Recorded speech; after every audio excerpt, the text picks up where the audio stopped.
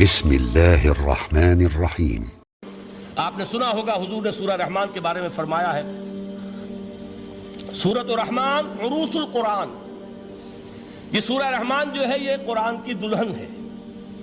جیسے دلہن کو آپ خوشنما لباس پہناتے ہیں، آراستہ پیراستہ اس کو گہنے اور اس کو زیور پہناتے ہیں، تو جس طریقے سے سجاتے ہیں آپ دلہن کو، اللہ تعالیٰ نے ایک سورت قرآن مجید میں یہ ایسی رکھی ہے سورہ رحمان کہ اسے خوب سجایا ہے۔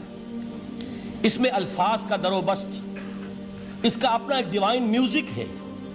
وہ تو اللہ تعالیٰ قراء جو ہے، خاص طور پر مصر کے قراء، اللہ تعالیٰ ان پر رحمت نازل فرمائے، ان کی خطاؤں سے درگزر کرے۔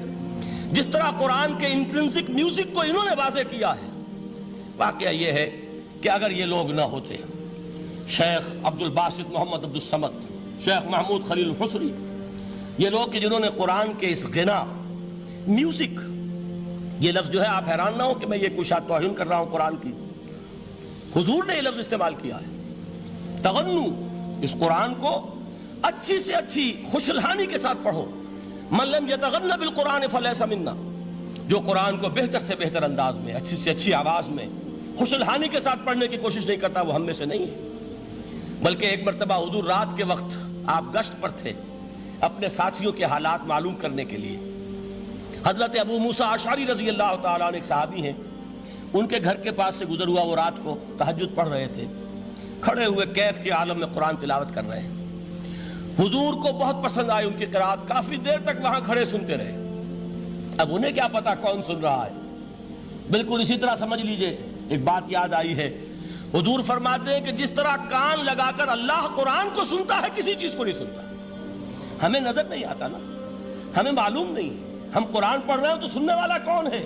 سب سے زیادہ کان لگا کر خود اللہ۔ یہاں اس لیے مجھے یاد آیا کہ ابو موسیٰ اشعری کو کیا پتا تھا کہ کون سن رہا ہے۔ وہ اپنی کیفیت میں نماز میں تہجد میں قرآن کی تلاوت کر رہے تھے، اور ظاہر بات ہے ان کے گھر ایکڑوں میں بنے ہوئے نہیں تھے، ایک ایک کمرہ، ایک ایک کوئی حجرہ، ایسے ہی تو گھر تھے نا صحابہ کے۔ لہذا حضور پاس سے گزرے، آواز آئی، کافی دیر سنتے رہے۔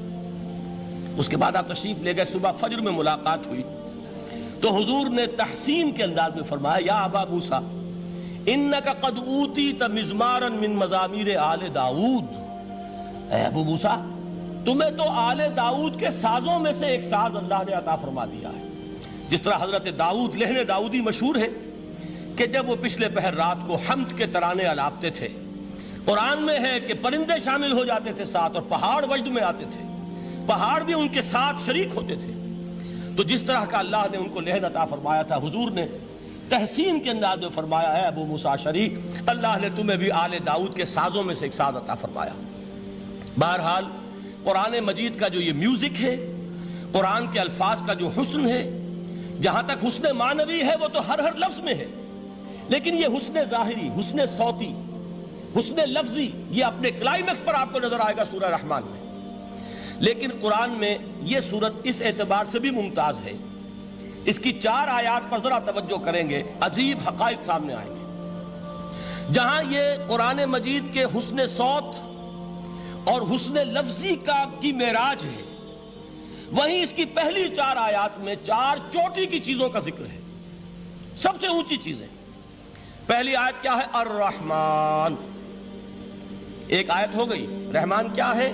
اللہ کا نام ہے۔ کبھی آپ نے غور کیا اللہ کے ناموں میں سب سے پیارا نام کون سا ہوگا؟ رحمان۔ کیوں؟ اس کا مادہ کیا ہے؟ رحمت۔ ہمیں سب سے بڑھ کر جس چیز کی ضرورت ہے وہ کیا ہے؟ رحمت خداوندی۔